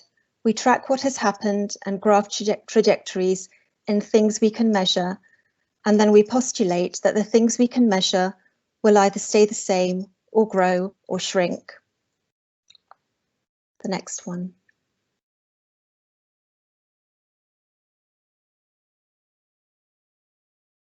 Okay, we can stop here, thanks. Scenarios are a way of getting a better grip on the future, especially when the future is understood to be in crisis. Their ubiquity in diverse fields, from climate science through urban design and planning, economics, insurance, energy, ecosystem and pandemic management, gives the impression that envisaging futures, and with this, adequate preparedness for and even control of all kinds of trouble, is possible. The culture is a veritable forecast factory. Next. A brief history of scenarios describes the journey of the term scenarios from 16th century improvised street theatre of the Commedia dell'arte and via screenwriters and storytellers in Hollywood to the strategic planning techniques in the Cold War, such as those of Herman Kahn with the Rand Corporation. From there, they have been applied in the risk and foresight industries, horizon scanning, in the backcasting and forecasting work of business trend watching. They are used in contingency and adaptation planning for urban futures and the technofixes of planetary scale geoengineering, in speculative design practices that try to anticipate future lifestyles. It has also been prominent in architecture's engagement with alternative futures, from projects for emergency climate control to smart cities and off-world escape plans. We can have the next few.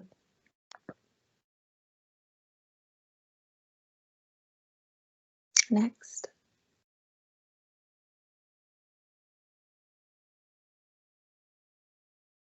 Okay, thanks. And the next one. Their use is prominent in climate modelling, including the Science Policy Interface of Climate Science of United Nations Framework for Convention of Climate Change Processes. This kind of scenario thinking draws on predictive scientific knowledge based on computer models and simulations to present potential future risks. To project rises in global mean temperature, scientists rely on complicated atmospheric modelling.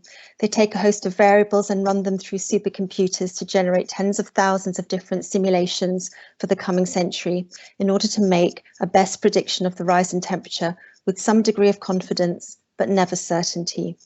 The UN's Intergovernmental Panel for Climate Change has worked through scenarios of up to 6 degrees of climate change by 2100.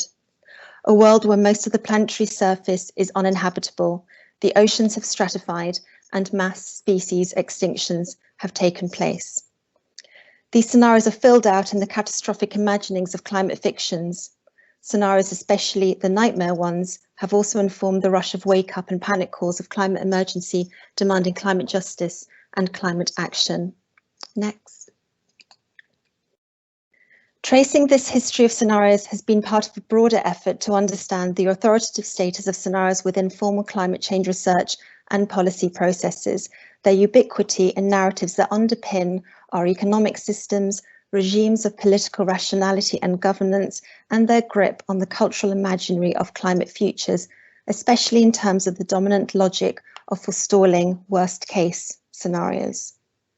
The origins of scenarios in street theatre reveal, however, that scenarios were not the story per se, but rather the prompt to storying within a framework for improvisation. Traditions of improvisation are connected to the idea of phronesis, or practical wisdom, the ability to respond to unforeseen situations where there is no precedent, indeed where there is no script for action. So what if scenarios are explored as transformative stories where the outcomes are unpredictable? Next. Scenarios are stories of change. The story of humanity's relationship with energy over the last 250 years is one of constant change, both incremental and dramatic. The Stories of Change project was a large Arts and Humanities Research Council funded project involving researchers from 7 different universities, multiple collaborators from the arts, and partnerships with around 70 institutions, businesses and organisations. It set out to support more dynamic public and policy conversations about energy system transformations.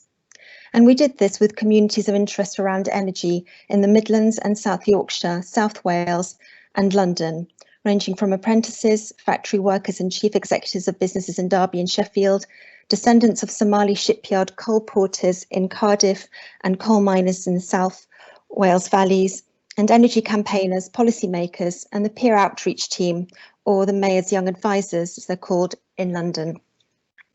Next. And these are just some examples from the workshops, from the scenario workshops, and another one.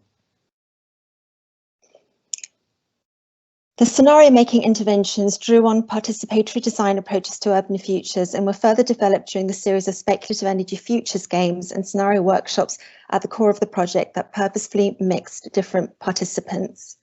Next. And the next one. And another one. And another one.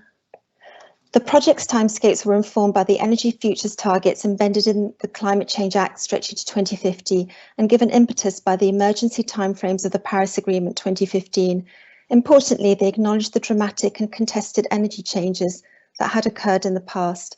For example, what we called the renewable energy or zero carbon industrial revolution, as originally water powered, and connected these to anticipations and propositions for the future around energy justice. Scenario-based storytelling was considered as both speculative and transformative, covering community, business and policy energy strategies, and like prototyping, a way of working out what to do next. And the next one.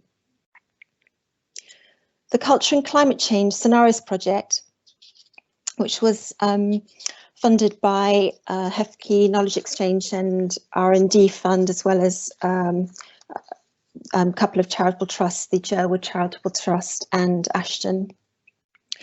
This project was designed to consider scenarios as a shared rehearsal space for speculative thought and improvised action.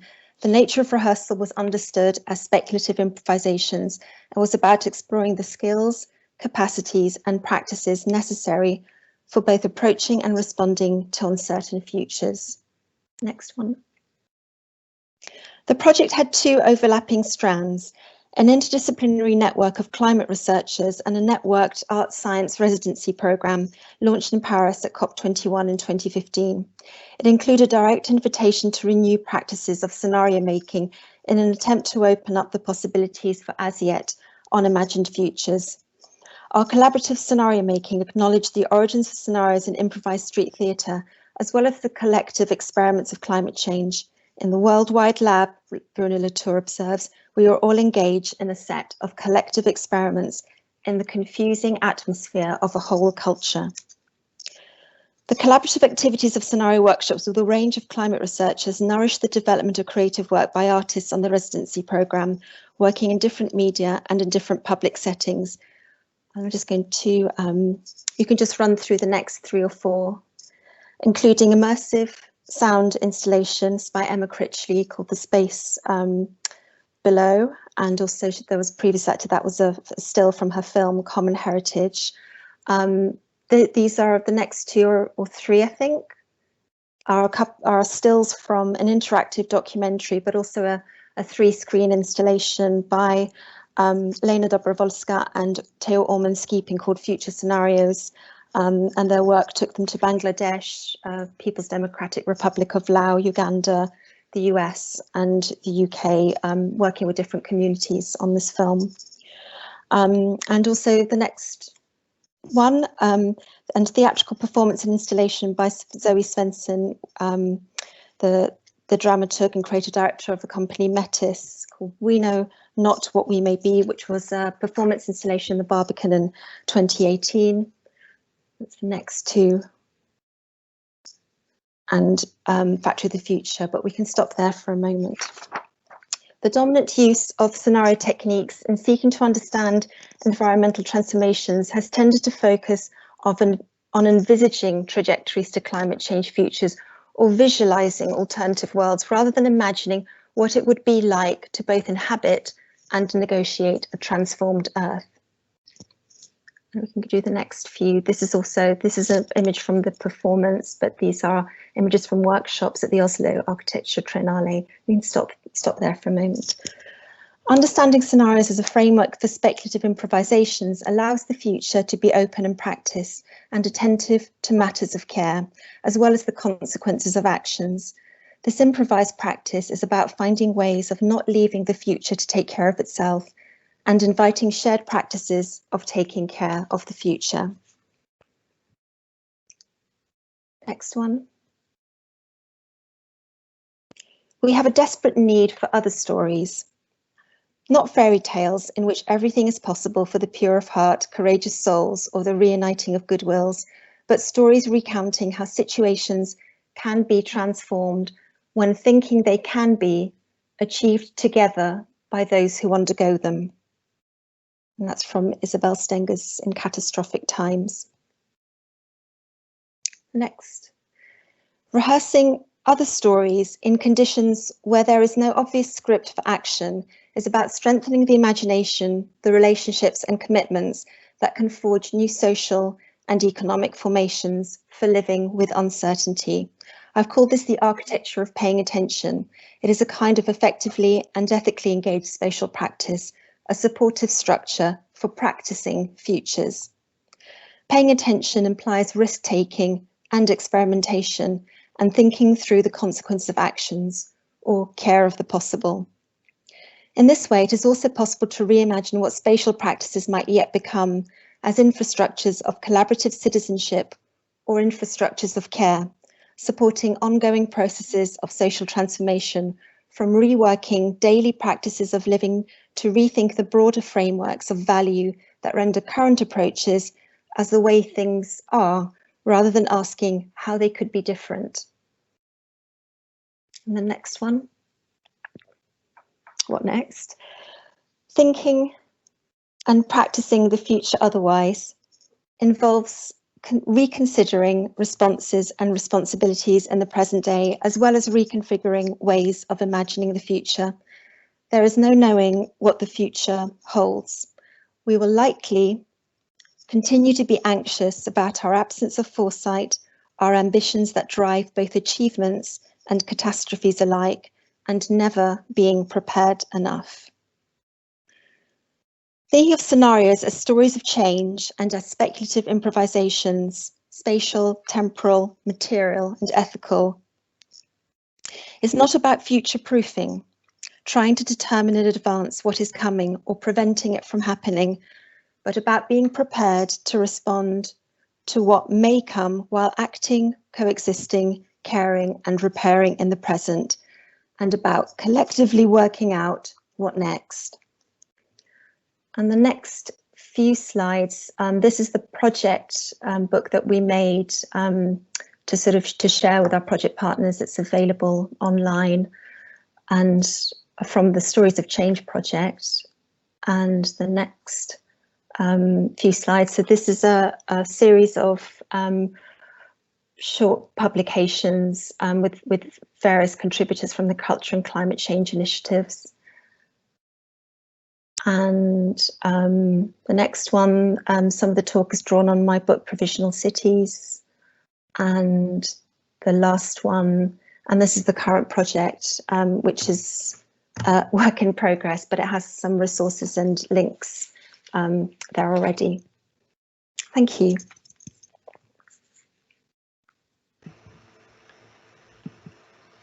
Thank you very much, Renata, for sharing your work. It is, I always find it very inspiring.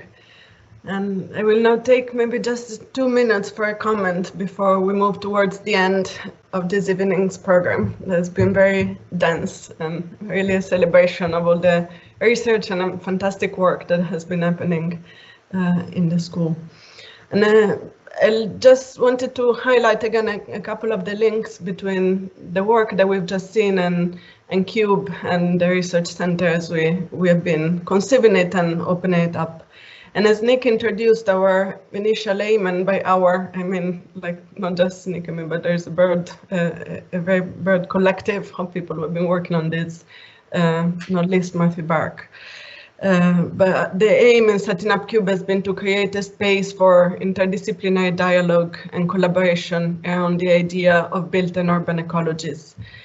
And following Guattari's notion of the three ecologies, we are somehow hoping that the center will be able to engage with a plural understanding of what ecology might mean. So an understanding of ecology that recognizes that nature, society, and culture are very closely linked.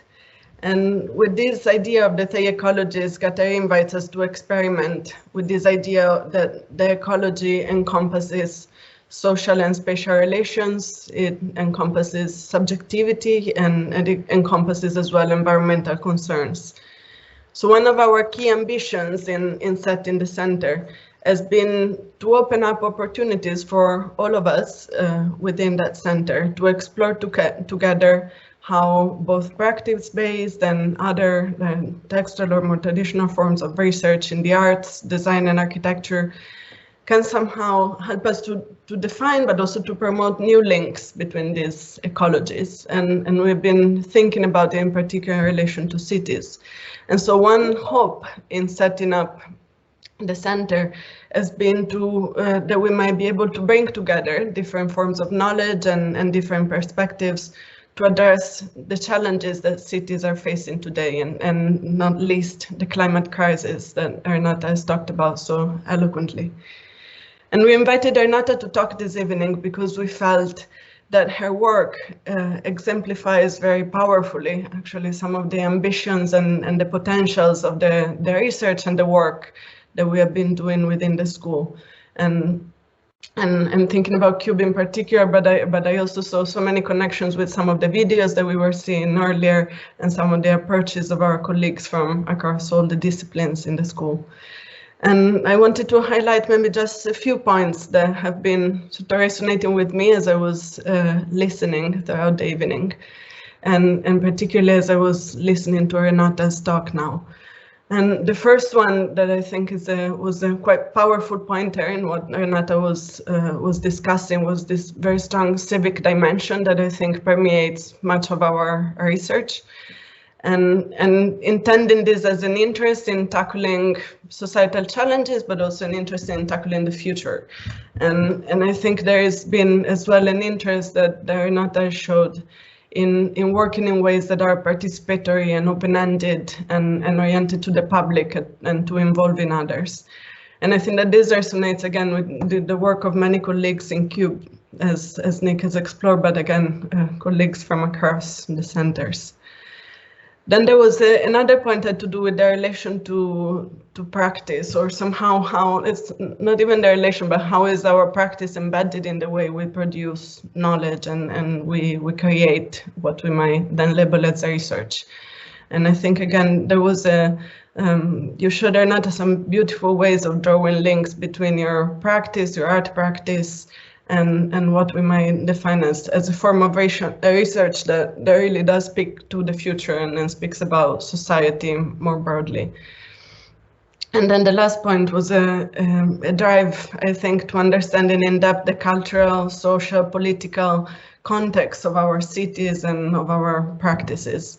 And I think, again, the Renata work was illustrating the relevance really of engaging with the cultural dimension of ecology, of the crisis that we are sort of living through as well. And I think that this drive to deepen in the cultural understanding of cities and of our environments is something that many colleagues share within the school. And before I move on, I also wanted to highlight the interdisciplinary dimension of the work that we have just seen across and throughout the evening. I think we all think within the center's management that there is this extraordinary potential in Cube and in Creature to bring together different disciplinary perspectives in our work to address societal challenges such as climate change, but also to address, for instance, the many issues that Wesley was raising so strongly in the presentation as well, talking about coloniality, talking about how cultures need to transform. And for the reason I am really excited for the opportunities that these centers are opening up for all of us to work together across our disciplinary positions to address some of these challenges in creative ways. So thank you again, Renata, for such an inspiring presentation and for having joined us in this celebration of the school's work this evening. And we sincerely hope that we will be able to work with you in the future. Thanks, Beatrice. That was a very eloquent response, and I really do wish Creature and Cube all the best. It really, you have got a great range of people and projects already, so that's fantastic. Thank you. Now, before we move on to our closing comments by Wesley and Nick, I would like to introduce Hannah Parr, who has been, Wesley mentioned as well, has been working as a research assistant within our school for several months, and I think many of you have met her. And she has been doing work on amongst many other things, on the center's websites, and she will be sharing some of that. And I would also like to take this opportunity, Hannah, I think I can speak on behalf of everyone here to thank you so much for all the work that you've been doing and for the beautiful ways in which you do it. And it's been really a pleasure to work with you. So thank you. Thank you very much for those words. I'm just going to share my screen. So as Beatrice said, I've been working as a research assistant for AOD since about August, and one of the tasks is building the web presence. So I guess the purpose of this kind of section of the event is just to introduce you to the new websites, what's already up there, and also which pages to keep an eye on for updates.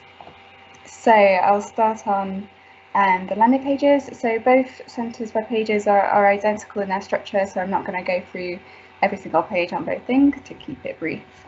So as you can see, we've got a description and introduction to the 3 subgroups that Nick and Wesley mentioned earlier, and also links to the leadership team where you can find their profile and contact details if necessary.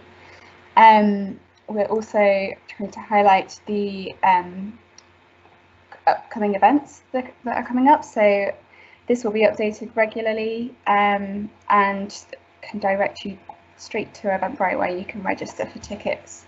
So this is really the best place to see everything that is coming up in the next weeks and months. On to latest news. Again, this is something that will be updated regularly and really try to celebrate all of the work that's happening in both of the centres. Yep, as you can see, they're centre specific. They talk about book launches, write-ups for events, and work from both centre members and affiliated students. And then at the bottom, we've got a few additional tabs. So firstly, publications. So this, you'll just find a list of lots of publications that the centre members have published. And we've also a link to either the publisher website or the repository here, so really accessible to find out more information. Onto research projects and funding. So some of the projects that were outlined in the presentation earlier can be found on this section of the site, along with an outline of the details of the awards themselves. So these project pages are kind of, I won't go into them in too much detail, but they slightly more extensive outline of the projects themselves and the details in case you want to get involved. And the same for Creature. So these will be regularly updated as the projects develop. So it'll be a really great way to capture what's happening. Onto research networks. Do this one too. Again, a really simple list of all the people that we've collaborated with so far. Likewise, this will be updated regularly. And affiliated students, so as Wesley and Nick mentioned, we're really starting to home some of the postgraduate students into the centres according to their supervisors. So you can find a full list of the 11 creature members and the 10 cube members over here. So in addition to the current students, we've also got the alumni, and you can link to their thesis that will be on our repository super easily.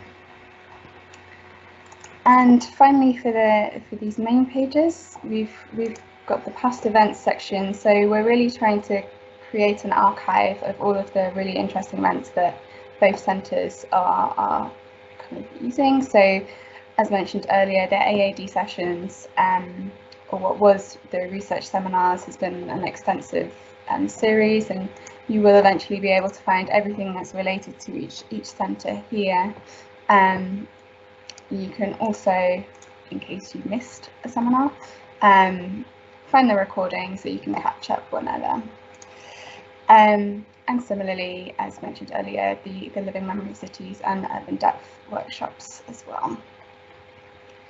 So in addition to the main centre pages, we've got the 3 subgroups that were mentioned. So these are all kind of identical in their structure for the time being, but will likely update and develop in their own ways, dependent on the work that's happening.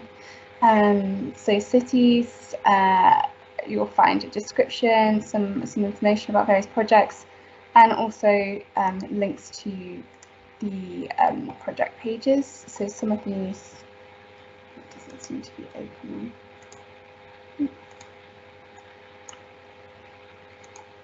Can you still see this?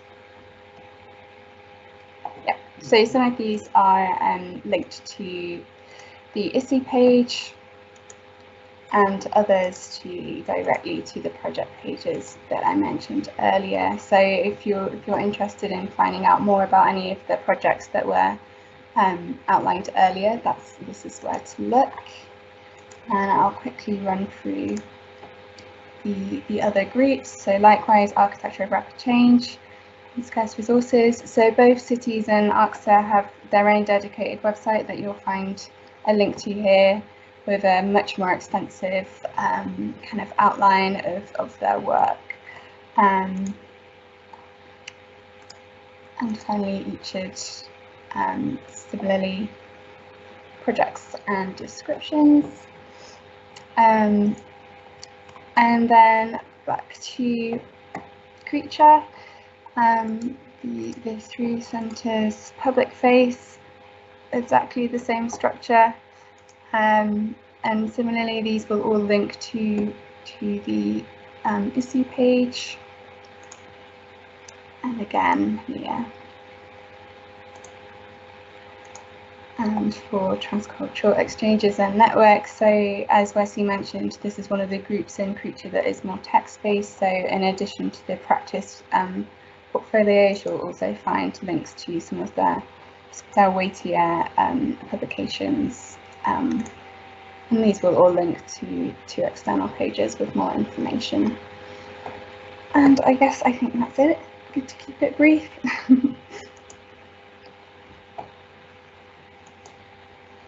Thanks all. I'll head back to Nick and Wesley for the last comments. Thank you very much, Hannah. That's brilliant. I just want to say, well, myself and Wesley, both of us as the directors of the Research Centre, we just want to thank everyone for coming to this event. And I want to just say a personal thank you to our speakers. I'd like to say thank Anne Markey for introducing the event, to Don Mcgraild for his presentation, to Sophie Clutterbach for hers, Hannah, of course, for your brilliant overview of our research websites, which has been brilliant, but most especially I want to thank our speaker, Renata Tyszczuk, whose presentation I think has been both thought-provoking, to say the least, but also deeply important and engaging and highly relevant to everything that we do within our centres. So I just want to thank her personally for her presentation.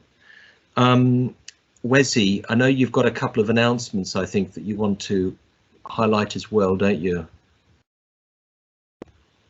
Wesi, you there? Wesi, you're muted right now. Yes, I keep talking, but only realised that I muted. Sorry. Oh, sorry. Now I'm back. Thank you, Nick. I know that we're running a little bit late, but I'm not going to delay any more of your dinner time. But there are just a few things to wind up our event. Just like Nick, I would like to thank our guest speaker, Professor Renata Tischuk, for this very timely and highly relevant presentation. Really thank you for this very inspiring talk. We hope to work with you in the near future. And again, to repeat what Nick, gratitude on behalf of Creature, I would like to thanks for Anne Mackey, Don Mcgraild and Sophie Klotterberg for their presentations and making this joint event so enriching. Thank you all of your support. And obviously we want to extend our big gratitude to our marvelous Hannah, who has been working relentlessly on our centre website and also the daily affairs. I mean, Hannah would hate us for sending her 10 million emails per day, but it was absolutely fantastic. Without her, we won't be able to present these sort of marvelous work today. And as a new research centre for Creature Creature is a dynamic and open for opportunities. And we'd also like to reach out to you as well as hear from you with new ideas and proposal. As you can see that our comprehensive website have all our contact details and upcoming events, and it's constantly updating, so do check us out. Last but not least, thank you to all the audience for joining us today. And before we end this event, let us remind you our rendezvous next week. Thursday, the 4th of March at Creature, we have two distinctive events from two different research series. We start our day at noon with a panel discussion on institutional art archives, co-convened with the Center for Contemporary Chinese Art and moderated by myself, followed by kitchen table monumentalism from our colleague Phil and Galia Collective at 5:30. Now, both registration links are live, so sign up now and see you next week. Good night, everyone. And just a final word actually from Cube. We have an event coming up on the 17th of March. This is part of the Living Memory of Cities series, and it's Vivian Lovell, The Art of Urban Memory. And again, I do encourage you to actually attend the series. They're a fantastic set of lectures. They are all recorded, and they all form part of a project which we're putting together, and publications at the end. Anyway, thank you very much for coming, and I hope you enjoyed it. And we would hope to see you soon, hopefully in the flesh rather than just online. But let's hope the future is going to be promising and rewarding. Anyway, take care. Have a good evening. Thanks a lot. Thank you, everyone. Thank you, everyone. Thank you, Anne. Thanks, Nick. Thanks, everyone. Thank you, Sophie. Thank you, Renata.